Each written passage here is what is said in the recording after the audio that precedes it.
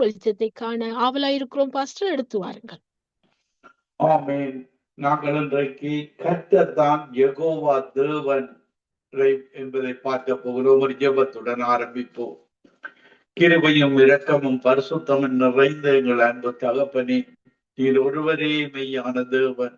உம்முடைய நாமங்களில் ஒன்று யெகோவா தேவனாக இருக்கிறீர், கர்த்தராக இருக்கிறீர்.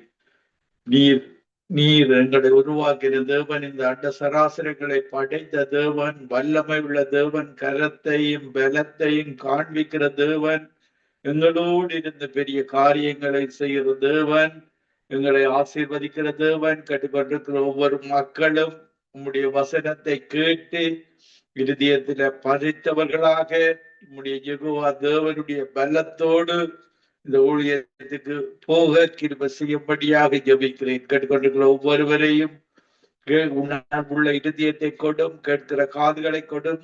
எல்லா பிரஸ்தாபங்களை பார்க்கிலும் நீர் வார்த்தையை மகிமைப்படுத்தி இருக்கிறேன். வார்த்தையின் ஊடாக பேசும் துதி கன மகிமை ஒன்றான மெய்த்தவனாய் உமக்கே செலுத்தி ஆண்டவரின் ரட்சகருமாகிய இயேசு கிறிஸ்துவின் நாமத்தில் ஒவ்வொருவரையும் ஆசீர்வதித்து ஜெபிக்கிறேன். எங்களை இப்பொழுது நேசிக்கிற எங்கள் நல்ல பிதாவே, ஆமென். நாங்கள் எரேமியா 16ஆம் அதிகாரம் 20வது வசனத்தில பார்க்கும் பொழுது, மனுஷன் தனக்கு தேவர்களை உண்டு பண்ணலாமோ, அவைகள் தேவர்கள் அல்லவே. ஆதலால் இதோ இப்பொழுது நான் அவர்களுக்கு தெரிய பண்ணுவேன், என் கரத்தையும் என் பலத்தையுமே அவர்களுக்கு தெரிய பண்ணுவேன். என் நாமம் யெகோவா என்று அறிந்து கொள்வார்கள். பாருங்கள், தேவனுடைய கரம் நீட்டப்படும் பொழுது, அவருடைய பெல்லம் வெளிப்படும் பொழுது அந்த செங்கடல் இரண்டாக பிளக்கும், யோர்தான் பின்னிட்டு திரும்பும், அந்த எரிகோ கோட்டைகள் வெள்ளும். அவர்களுடைய எதிரிகள், தேவனுக்கு பிரியமில்லாதவர்கள், பிரியமில்லாமல் தொடர்ந்து பாவத்தில சாபத்தில வாழுகிற மதங்களில் வாழுகிறவர்களுக்கு இப்படித்தான் ஒரு நாள் தேவன் தன்னுடைய கரத்தை நீட்டுவார், பெல்லத்தை காண்பிப்பார். அன்புள்ள தேவன், இரக்கமுள்ள தேவன், மனதுருக்கமுள்ள தேவன், மனிதர் மேலே எல்லாரையும் நேசிக்கிற தேவன். அந்த பிசாசு கிரிகைகளை விட்டு வரும்படியாக அழைக்கிறார். பிசாசு அடிமைப்படுத்தின அடிமைத்தனத்தில் இருந்து உங்கள் ஒவ்வொருவரையும் அவருடைய பலத்தை பெற்று அந்த பாவ கட்டுக்களில் இருந்து, சாப கட்டுக்களில் இருந்து வெளிவரும்படியாக யெகோவா தேவன் ஒவ்வொருவரையும் அழைக்கிறார். பாருங்கள், யாத்திராகமம் 6ஆம் அதிகாரம் 1வது வசனத்திலேயும் கர்த்தர் மோசேயை நோக்கி, நான் பார்வோனுக்கு செய்வதை இப்பொழுது காண்பாய். பலத்த கையை கண்டு அவர்களை போக விட்டு, பலத்த கையை கண்டு அவர்களை தன் தேசத்திலிருந்து துரத்தி விடுவான் என்றார். மேலும் தேவன் மோசேயை நோக்கி, நான் யெகோவா. பாருங்கள், பார்வோன் என்ற தேவன் அடிமைப்படுத்தின இஸ்ரவேல் ஜனங்களை அடிமைப்படுத்தி 400 ஆண்டுகளாக அவர்களை கொண்டு கடினமான வேலைகள், அவருடைய வாழ்க்கையை கசப்பாக்கின ஒரு மத வழிபாடுள்ள ஒரு மனிதனாக இருந்தார். பாருங்கள், அவர் 400 வருடங்கள் 4 சந்ததிகளுக்கு மேலாக அடிமைப்படுத்தி தன்னுடைய வருமானத்தை, தன்னுடைய யுத்த உபகரணங்களை பெருக்கிக் கொண்டார். பாருங்கள், தேவன் ஒரு நாள் ஆபிரகாமுக்கு அவர் கொடுத்த அந்த ஆணையை நிறைவேற்றுகிற காலம் வந்தது. பாருங்கள், 4 தலைமுறையாக 400 ஆண்டுகளுக்கு மேலாக அடிமைத்தனத்தில் இருந்த இஸ்ரவேல் ஜனங்களை தேவன் தன்னுடைய பலத்தையும் கரத்தையும் நீட்டி அவர்களை விடுதலை செய்ததை பார்க்கக்கூடியதாக இருக்கிறது. தேவன் மோசேக்கு சொல்லுகிறார், நான் யெகோவா. பாருங்கள், சர்வ வல்லமை உள்ள தேவன் என்று ஆபிரகாமோடு இடைப்படும் பொழுது தேவன் சர்வ வல்லமை உள்ள தேவனாக, ஆசீர்வதிக்கிற தேவனாக ஆபிரகாமோடு இடைப்பட்டார். மோசையோடு அவர் இடைப்படும் பொழுது யெகோவா தேவனாக, வெள்ளத்தை காண்பிக்கிற தேவனாக, கருத்தை நீட்டுகிற தேவனாக யெகோவா தேவன் தேவன் தன்னை வெளிப்படுத்தினதை நாங்கள் பார்க்கக்கூடியதாக இருக்கிறது. யாத்திராமம் 6ஆம் அதிகாரம் 4வது வசனத்திலேயும் அவர்கள் பரதேசிகளாய் தங்கின தேசமாகிய கானான் தேசத்தை அவர்களுக்கு கொடுப்பேன், அன்று நான் அவர்களோடு என் உடன்படிக்கையை மேற்படுத்தி இருக்கிறேன். இப்படியாக அந்த உடன்படிக்கையை ஆபிரகாமோடு ஏற்படுத்தின உடன்படிக்கையை நினைவு கூர்ந்து அந்த நாளில அவர் எங்களுடைய தேவன் யெகோவா தேவன் அவர்களை விடுவித்து கானான் தேசத்துக்கு அழைத்து சென்றதை நாங்கள் பார்க்கக்கூடியதாக இருக்கிறது. யாத்திராமம் 6ஆம் அதிகாரம் 5வது வசனத்திலேயும் எகிப்தியர் அடிமை கொள்ளுகிற இஸ்ரவேல் புத்திரரின் பெருமூச்சை நான் கேட்டு என் உடன்படிக்கையை நினைத்தேன். பாருங்கள், தேவன் இரக்கமுள்ளவர். நாங்கள் அவருக்கு கீழே அவருடைய அபிஷேகத்தை பெற்றவர்கள். அன்று இஸ்ரவேல் ஜனங்கள் அடிமைப்படும் பொழுது அவர்கள் தேவனை நோக்கி அழுவார்கள், கண்ணீர் சிந்துவார்கள். அந்த கவலையை தேவன் கேட்கும் பொழுது அந்த நேரத்தில் அவர் ஒரு நேரம் வைத்திருக்கிறார். ஒரு அடிமைத்தனத்துக்கு ஒவ்வொன்றுக்கு ஒரு காலத்தை வைத்திருக்கிறார். அந்த காலம் வரும் பொழுது அவர்களுடைய கூக்குரலை பெருமூச்சை நான் கேட்டு என் உடன்படிக்கை நின்றேன். நான் ஆபிரகாம் என்னுடைய சொல்லின்படி நடக்கிறவன், உத்தமன், அவனோடு நான் பண்ணின உடன்படிக்கையை நான் நிறைவேற்ற போகிறேன் என்று சொல்லி அவர் நிறைவேற்றினதை நாங்கள் பார்க்கக்கூடியதாக இருக்கிறது. யாத்திராமம் 6ஆம் அதிகாரம் 6வது வசனத்திலே இஸ்ரவேல் புத்திரரை நோக்கி, நானே கர்த்தர், உங்கள் மேல் எகிப்தியர் சுமத்தின சுமைகளை நீக்கி நான் உங்களை விடுவித்து உங்களை அவர்கள் அடிமைத்தனத்துக்கு நீக்கலாக்கி ஓங்கிய கையினாலும் மகா தண்டனைகளினாலும் உங்களை மீட்டு உங்களை எனக்கு ஜனங்களாக சேர்த்து கொண்டு உங்களுக்கு தேவனாயிருப்பேன். உங்கள் மேல் எகிப்தியர் சுமத்திய சுமைகளை நீக்கி உங்களை விடுவிக்கிற உங்கள் தேவனாய கர்த்தர் நான் என்று அறிவீர்கள். இப்படியாக அந்த ஜனங்களை பார்வோனுக்கு பாருங்கள் 10 விதமான வாதைகளை கொடுத்து அவனுடைய இருதயத்தை கடினப்படுத்தி அந்த பார்வோனின் சேனையையும் அவனுடைய ரதங்களையும் செங்கடலில் மூழ்கடித்து அவர்களை விடுவித்தது. பாருங்கள், ஒரு நாள் அவருக்கு ஒரு பயங்கர கோபம் வரும். அதற்கு முன்பாக அவரிடத்துல சரணடைந்து விட வேண்டும், மன்னிப்பு கேட்டு விட வேண்டும். நீங்கள் செய்கிற இந்த பாவ காரியங்கள், இந்த மதங்களில வாழுகிற வாழ்வுகள், மதங்களை வழிபடுகிற இந்த மெய்யான தேவனை விட்டு அந்த பலமுள்ள பொறுமையான அந்த தேவனை விட்டு நீங்கள் அந்த தெய்வங்களுக்கு, நீங்கள் மத தெய்வங்களுக்கு வேஷிப் பண்ணக்கூடாது. அப்படி செய்தால் அவர் யாத்திராமம் 20வது அதிகாரத்திலே நான் இனிச்சல் உள்ள தேவன் என்று சொல்லுகிறார். அவர் ஒரு அழகுள்ள தேவன், உயிருள்ள தேவன், உண்மையுள்ள தேவன், உங்களை உருவாக்கிற தேவன். நீங்கள் கைகளினால செய்யப்பட்ட தெய்வங்களை வணங்கும் பொழுது அவர் இனிச்சல் உள்ள தேவனாக மாறுகிறார். அவர் ஒரு நாள் பாருங்கள், நீங்கள் மனம் திரும்பாவிட்டால் அவர் தண்டிக்கிற தேவனாக இருக்கிறார். எரேமியா 10ஆம் அதிகாரம் 11வது வசனத்திலே பார்க்கும் பொழுது அவர் 10வது அதிகாரத்திலே நானே உயிருள்ள தெய்வம் என்று சொல்லுகிறார். 11வது வசனத்திலே நான் இந்த மெய்யான தேவன், இந்த நீங்கள் அடிமைப்பட்டிருக்கிற தெய்வங்கள், நம் கைகளினால் செய்யப்பட்ட தெய்வங்கள், உலக மனிதர்களால் உருவாக்கப்பட்ட தெய்வங்களை, அந்த தேவர்களை எல்லாம் நான் தண்டிப்பேன் ஒரு நாள் என்று சொல்லி இருக்கிறார். பாருங்கள், எல்லாவற்றுக்கும் அவர் ஒரு காலத்தை, நேரத்தை வைத்திருக்கிறார்.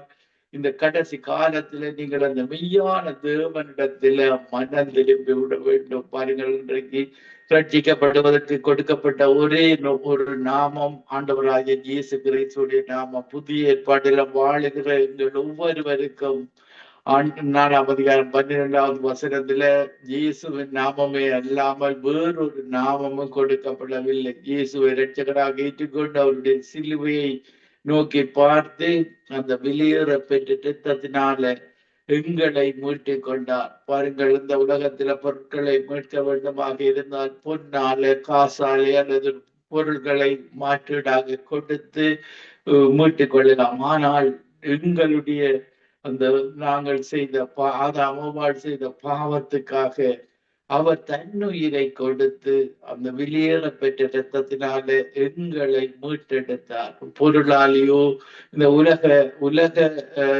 பொருட்களினாலேயோ உலக பொக்கிஷங்களினாலே அவர் எங்களை மீட்கவில்லை. வெளியேற பெற்ற பரிசுத்த இரத்தத்தினாலே, இந்த உலகத்துல யாரும் சிந்த முடியாத அந்த இரத்தம் தான் பரிசுத்த இரத்தம்.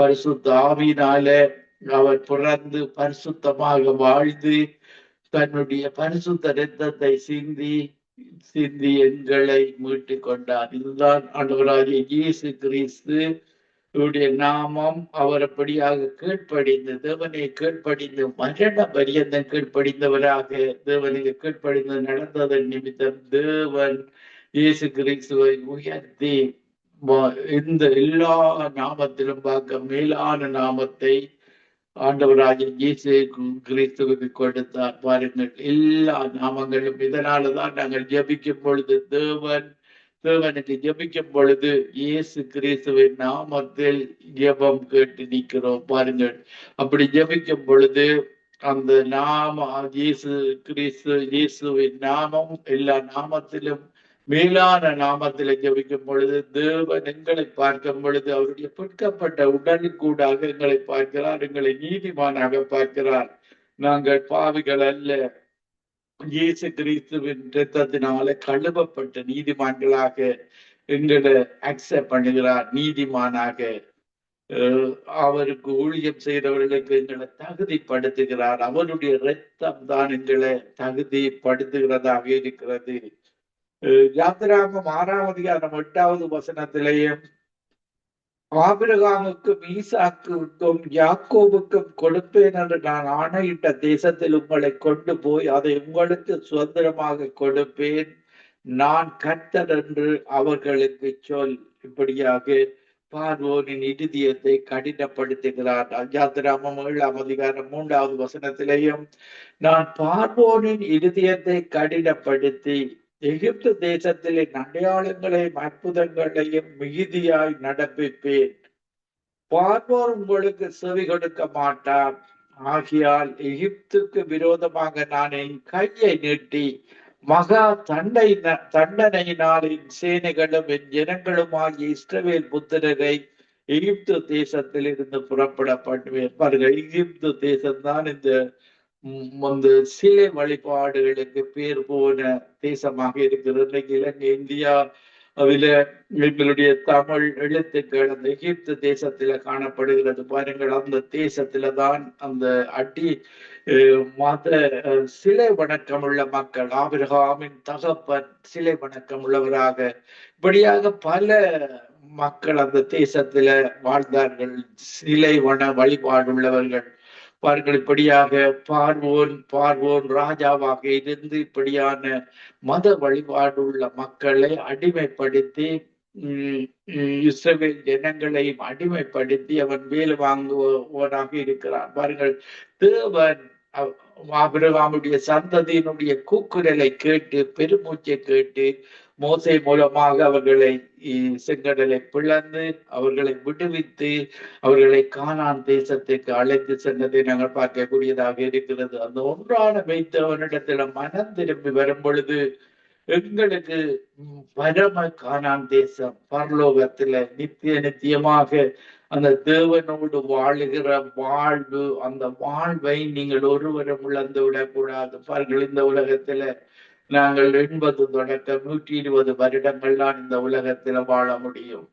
ஆனால் எங்களுடைய மெய்யான தேவனோடு வாழுகிற வாழ்வு இந்த உலகத்துல 1000 வருட ஆட்சியில நாங்கள் வாழ முடியும். பாருங்கள், 10 சந்ததிக்கு மேலாக இந்த உலகத்துல ஒரு 100 வயது அவரேஜாக பார்த்தாலும் ஒரு சந்ததி வாழுகிற வாழ்வு, அதோடு பாவத்தோடு சாபத்தோடு அடிமைத்தனத்தோடு இப்படி மத வழிபாடுகளுக்குள்ள வாழுகிற வாழ்வு அல்ல. அந்த மெய்யான தேவனை இந்த உலகத்தில நீங்கள் உயிரோடு இருக்கும் பொழுதே அவரை தேடிக்கொள்ள வேண்டும்.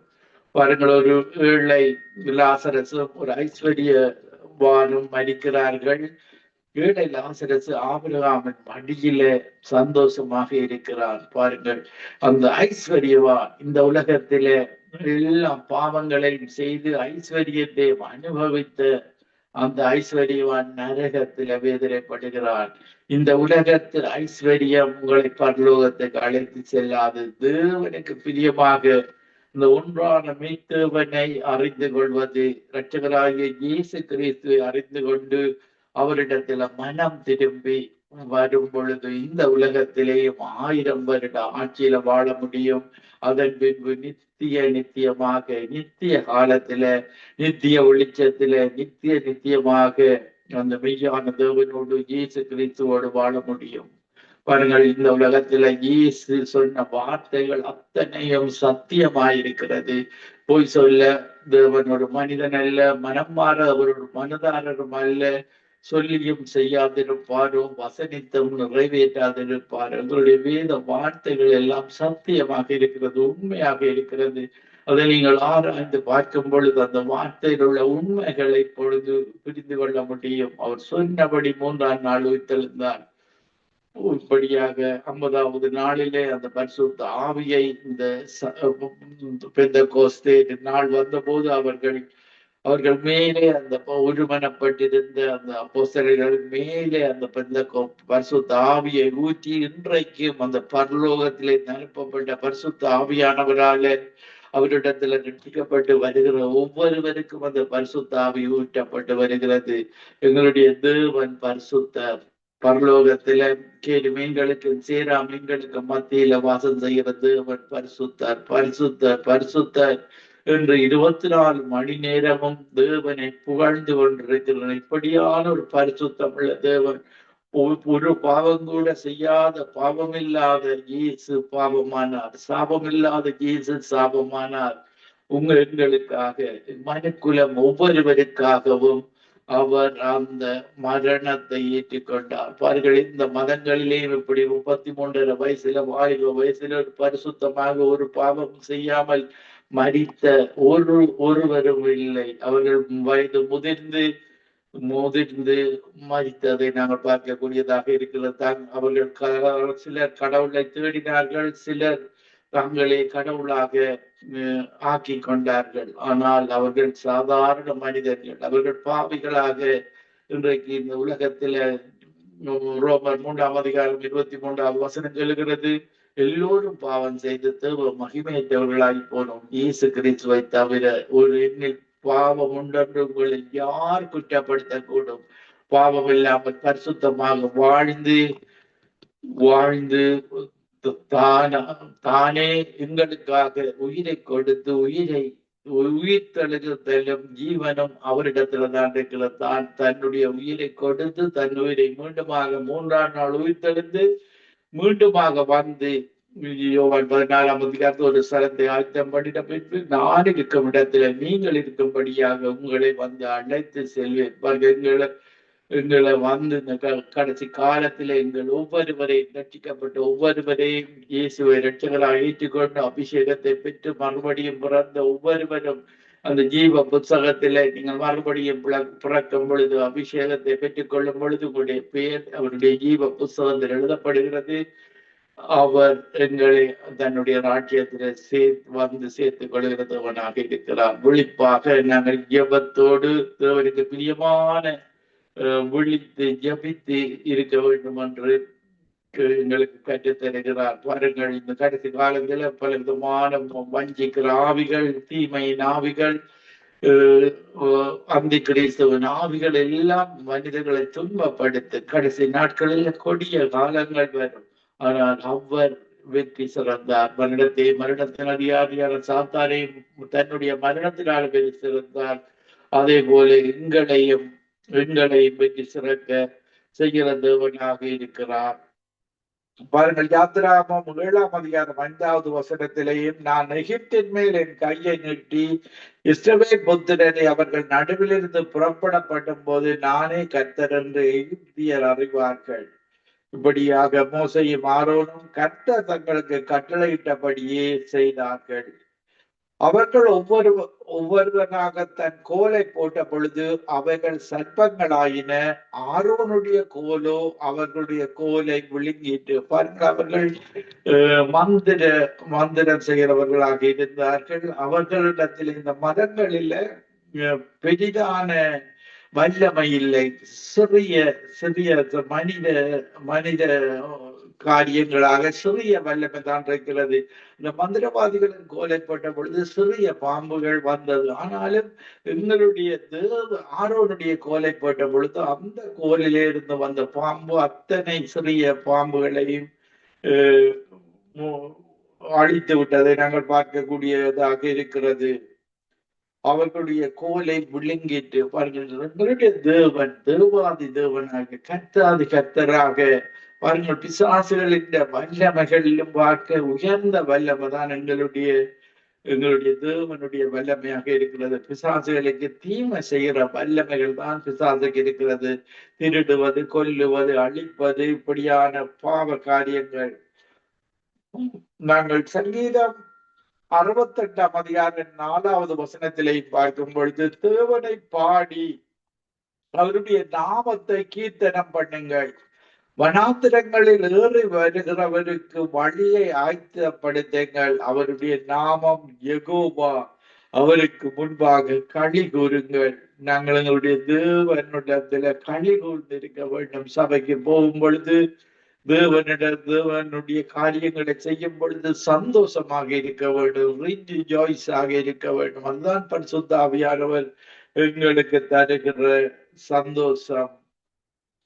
நாங்கள் சங்கீதம் 83ஆம் அதிகாரம் 17வது வசனத்திலேயும் யெகோவா என்னும் நாமத்தை உடைய தேவரீர் ஒருவரே பூமி அனைத்தின் மேலும் உன்னதமானவர் என்று மனுஷர் உணரும்படி அவர்கள் என்றென்றைக்கு வெட்கி கலங்கி நாணமடைந்து அழிந்து போவார்களாக. பாருங்கள், பார்வோனின் சேனைகள் எல்லாம் வெட்கி அந்த சூரிய வணக்கத்தை செய்த பார்வோனின் சேனைகள் எல்லாம் செங்கடல்ல மூழ்கி அழிந்து போனது. பாருங்கள், இப்படித்தான் வெட்கி போவார்கள். அந்த மெய்யான தேவனை விட்டு இந்த மதங்களில வாழுகிறவர்கள், இந்த சிலை வழக்கம் உள்ளவர்கள் எல்லாரும் வெட்கி கலங்கி நாடமடைந்து அழிந்து போவார்கள். பாருங்கள், இப்படியாக பிசாசு இழுத்துக்கு நம்முடைய ஆத்மாவை திருடி விடுவான். திருடி நரகத்தில இழுத்து செல்கிறவர்களாக இருக்கிறான்.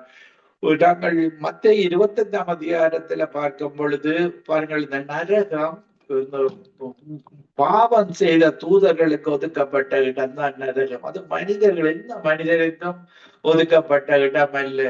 பாருங்கள், இந்த தூதர்கள், விழுந்து போன தூதர்கள் மனிதர்களுக்குள்ள பாவத்தை செய்ய வைக்கிறார்கள். அந்த தோட்சை கொடுத்து சிலை வணக்கங்கள், இப்படியான தவறான வணக்கங்களை செய்து பிசாசு உங்களையும் அடிமைப்படுத்தி அந்த அப்படியான வணக்கங்களுக்கூடாக பாவத்துக்கூடாக உங்களையும் நரகத்தில இழுத்து செல்கிறவனாக பிசாசு இருக்கிறார். அதற்காக தான் இயேசு வேண்டும். இயேசுடைய ஆவி, பரிசுத்த ஆவியானவர் தான் உங்களுடைய இந்த அடிமைத்தனத்தின் ஆவிகளை மேற்கொள்கிறவராக இருக்கிறார். பாருங்கள், இந்த இருளின் பிள்ளைகளாக நாங்கள் ரட்சிக்கப்படுவதற்கு முன்பாக இருளின் பிள்ளைகளாக இருந்தோம். இப்படியான பாவ ஆவிகள் எங்களுக்குள்ள செயற்பட்டது.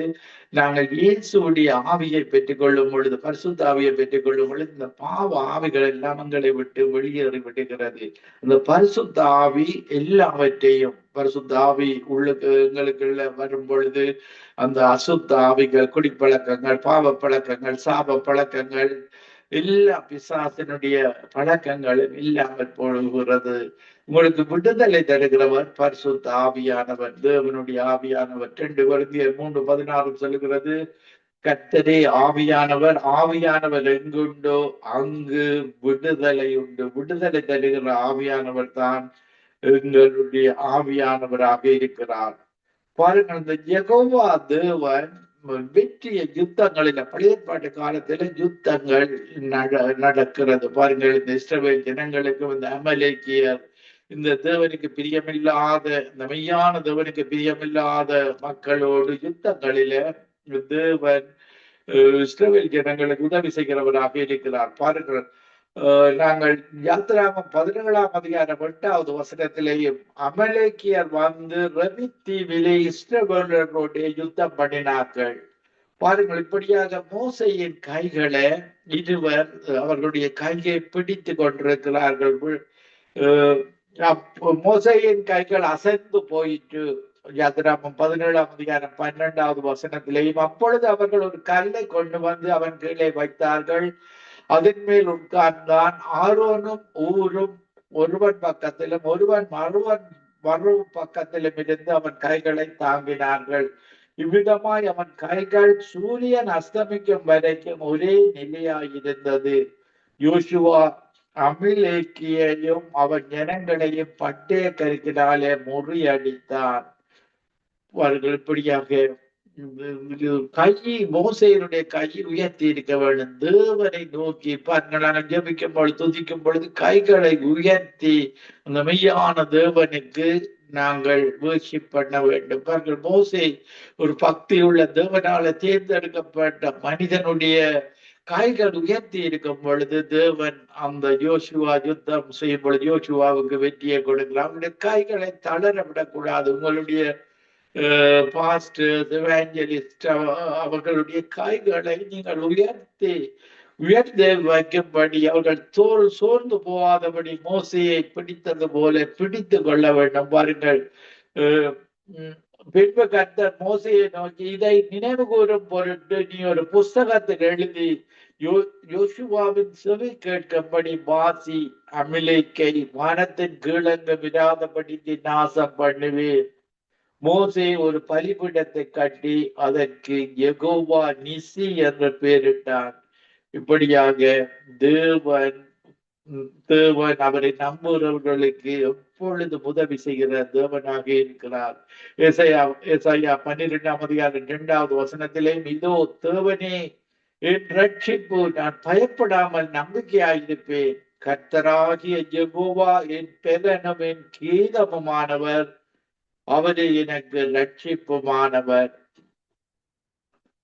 நாங்கள் ஏசாயா 12:4 வசனத்திலேயும், அக்காலத்திலே நீங்கள் சொல்வது, கர்த்தரை துதியுங்கள், அவர் நாமத்தை தொழுது கொள்ளுங்கள், அவருடைய செய்கைகளை ஜனங்களுக்குள்ளே அறிவியுங்கள், அவருடைய நாமம் உயர்ந்ததென்று பிரஸ்தாபம் பண்ணுங்கள். பாருங்கள், எங்களுடைய கர்த்தருடைய நாமத்தை உயர்த்த வேண்டும். இயேசு கிறிஸ்துடைய நாமத்தை உயர்த்த வேண்டும். பாருங்கள், யோவான் 3:30 இயேசு பெருகவும் நாங்கள் சிறுகவும் வேண்டும். ஏசாயா 12:6 வசனத்திலேயும், சீயோனில் வாசமாய் இருக்கிறவளே, நீ சத்தமிட்டு கெம்பீரி, இஸ்ரவேலின் பரிசுத்தர் உன் நடுவில் பெரியவராக இருக்கிறார். ஏசாயா 26:4 வசனத்திலேயும், கர்த்தரை என்றென்றைக்கு நம்புங்கள், கர்த்தராகிய யெகோவா நித்திய கன்மலையாயிருக்கிறார். ஏசாயா 26:5 வசனத்திலேயும், அவர் உயரத்தில் வாசமாய் இருக்கிறவர்களையும் கீழே தள்ளுகிறார், உயர்ந்த நகரத்தையும் தாழ்த்துகிறார். அவர் தரை மட்டும் தாழ்த்தி அது மண்ணாக மட்டும் இடிய பண்ணுகிறார். பெருமை உள்ளவர்களை எதிர்த்து நிற்கிறார், தாழ்மை உள்ளவர்களுக்கு அவர் கிருபை அளிக்கிறார். எரேமியா 33:2 வசனத்திலேயும், இதை செய்கிற கர்த்தருமாய் இதை திடப்படுத்தும்படி இதை உருவேற்படுத்துகிற கர்த்தருமாய் இருக்கிற யெகோவா என்று நாமமுள்ளவர் சொல்லுகிறது என்னவென்றால், என்னை நோக்கி கூப்பிடு, அப்பொழுது நான் உனக்கு உத்தரவு கொடுத்து நீ அறியாததும் உனக்கு எட்டாததுமான பெரிய காரியங்களை உனக்கு அறிவிப்பேன். பெரிய காரியங்களை அறிவிக்கிறவர் யெகோவா தேவன். அநேகமான கிறிஸ்தவர்கள் படிக்கும் பொழுது அந்த 3வது வசனத்தை மட்டும் நாம் படிப்பார்கள். என்னை நோக்கி கூப்பிடு, அப்பொழுது நான் உனக்கு உத்தரவு கொடுத்து நீ அறியாததும் உனக்கு எட்டாததுமான பெரிய காரியங்களை உனக்கு அறிவிப்பேன். அதற்கு முதல் வசனம் சொல்லுகிறது, இந்த உங்களுக்கு பெரிய காரியங்களை செய்வதற்கு யெகோவா தேவன் தான் உருவேற்படுத்துகிற கர்த்தருமாக இருக்கிற யெகோவா என்ன நாமம் உள்ளவரை தான் நாங்கள் கூப்பிடுகிறோம் என்ற ஒரு நினைவோடு அவருடைய கரம், பராக்கிரமம் உள்ள கரம் நீட்டுவார், அவருடைய பெலத்தை காண்பிப்பார். எங்களுடைய ஜெபத்தை கேட்டு பெரிய காரியங்களை செய்கிற தேவன் தான் எங்களுடைய தேவனாக இருக்கிறார். நான் ஒரு சிறிய பாடலை பாடி உங்களுக்காக ஜெபிக்கிறேன். அந்த தேவனிடத்துல பெரிய காரியங்களை யெகோவா தேவன், செங்கடலை பிளக்கிற தேவன், அவர் பெரிய காரியங்களை அவரை விசுவாசித்து மோசையை போல நாங்கள் நடந்து அவரிடத்திலே பெரிய காரியங்களை பெற்றுக் கொள்ளுவோம். யெகோவா தேவனுக்கு 1000 நாமங்கள், இதை சொல்லி பாடிடுவே. என் கர்த்தாதி கர்த்தர் செய்த நன்மைகள் 1000, கரம் தட்டி பாடிடுவே. யெகோவா ஷாலோம், யெகோவா ஷம்மா, யெகோவா ரூபா, யெகோவா ரஃபா. யெகோவா தேவனுக்கு 1000 நாமங்கள், இதை சொல்லி பாடிடுவே. என் கர்த்தாதி கர்த்தர் செய்த நன்மைகள் 1000, கரம் தட்டி பாடிடுவே.